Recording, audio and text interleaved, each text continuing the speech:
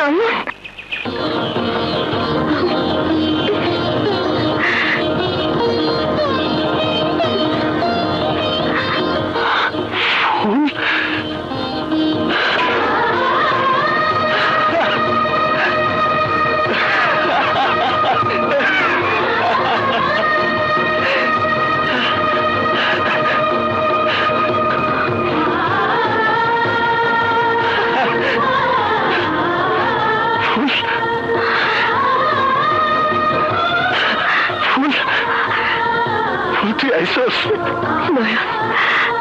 তোর একটা কথা কইতেছি।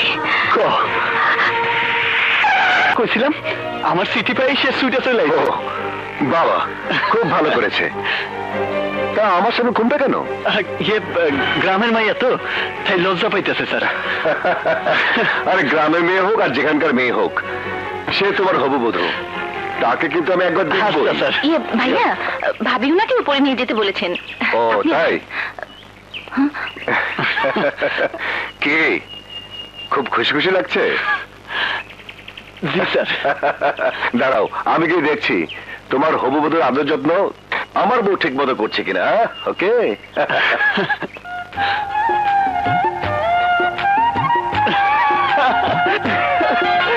রতন আইসা পড়ছে।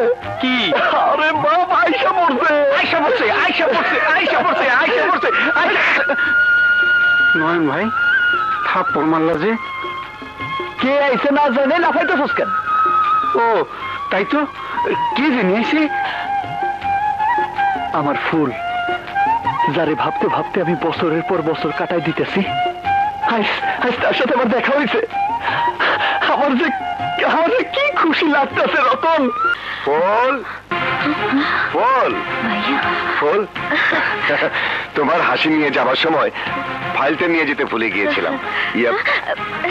নয়নের হবু স্ত্রী, ওর একটু যত্ন নিও। আচ্ছা। ওকে, একটু হাসো না গো। বাস বাস বাস বাস, আর লাগবে না, দুদিনের জন্য যথেষ্ট। আসি, দেখি আর যান।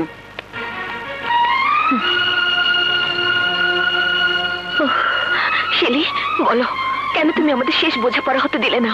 বলো। ভাবি, আমি তোমাকে কাছ থেকে দেখেছি, তোমাকে জেনেছি।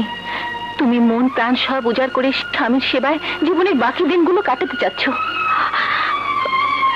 আমি মেয়ে, আমারও স্বামী ছিল।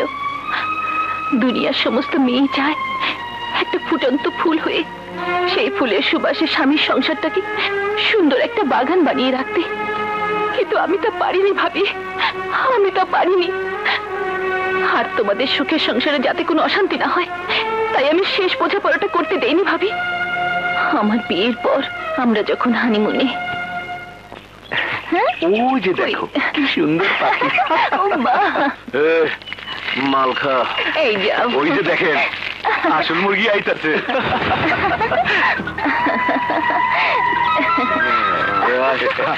চলেন।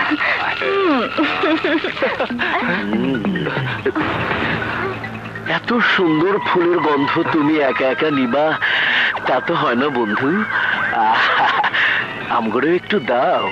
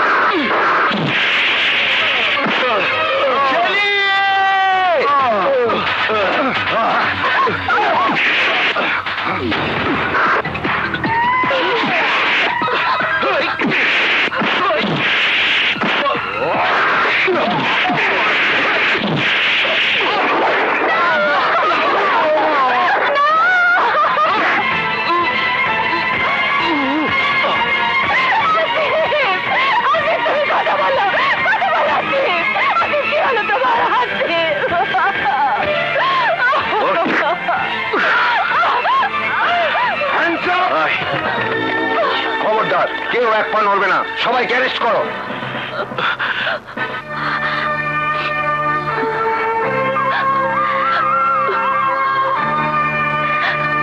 ভাগ্যের লিখন কেউ খণ্ডাতে পারে না। আমার একটা অনুরোধ রাখবি বোন, তোমার এই সুন্দর জীবনটাকে আবার রঙিন স্বপ্ন দিয়ে রাঙানোর চেষ্টা করো। তুমি আবার বিয়ে করো। না ভাবি, না, তা হয় না, কখনো হতে পারে না। কি বড় বাড়ি, একেবারে রাজপ্রাসাদ। আরে তাই সাহেবজি, আসসালামু আলাইকুম। ওয়ালাইকুম আসসালাম। তা মা, ফুল কোথায়? বাবা কেমন আছো? ভালো মা। এই নে, তোর জন্য নিয়ে আসি। বাবা এই গলার হার তো। হ্যাঁ মা, তোর মনে নাই? দেনা না দেওয়াতে এগুলো তো অনেক আগে আমাদের হয়ে গেছে। আমাদের নয়, বলো তোমার। রতন, এই রতন, জি বেগম সাহেবা। জি। ওনাদের গেস্ট রুমে নিয়ে যাও। বাবা তোমরা বিশ্রাম করো, কি আমি তোমাদের খাবারের ব্যবস্থা করছি। চাচা তুমিও যাও। আচ্ছা আসে।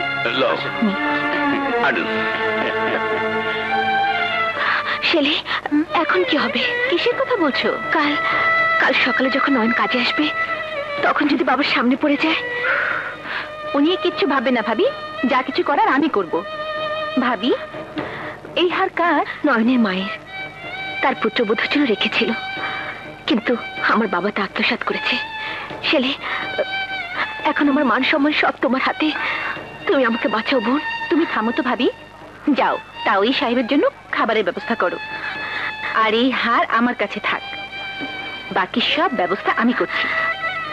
আচ্ছা।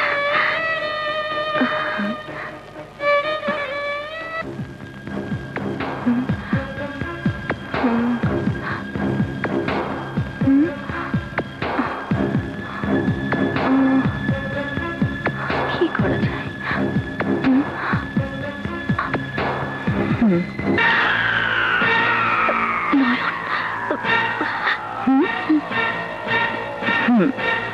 আমি একটু আসছি। মাদুর সাহেব, আপনিও ভালো করে খান। নয়ন তুমি আমার সাথে এসো, এসো। আপামনি, ফুল কই? আছে, তুমি আগে এই রুমটা ভালো করে পরিষ্কার করো। ঠিক আছে।